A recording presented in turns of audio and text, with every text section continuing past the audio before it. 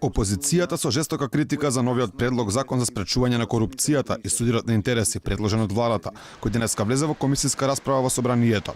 Обвинуваат дека наместо реална битка власта прави само козметички промени кои нема да донесат реални резултати против корупцијата. Постојат големи контрадикторности во самиот закон. И првиот впечаток кој можете да го добиете за овој закон е следен, дека намерата ви била да вдомите некого, да му ја покачите неговата плата и 4 години да добро обстојува на терет на буџетот на Република Македонија. Народот е сит, македонците се сити од вакви решенија кои се само козметика.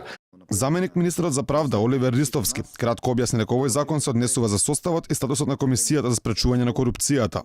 Таа ќе биде составена од 7 члена кои ќе вршат професионално својата работа, еден од нив председател и 6 членови со заменик председател во ротирачка функција. Додека опозицијата жестоко го критикува овој закон, недвосмислена поддршка за него даваат од ДУИ. Секако дека сакам недвосмислено да дадам јасна поддршка за една силна комисија. Според предложениот закон, член на антикорупцијска ќе мора да има најмалку 12 годишно работно искуство, а и 10 години да не бил член на партија, влада или собранија.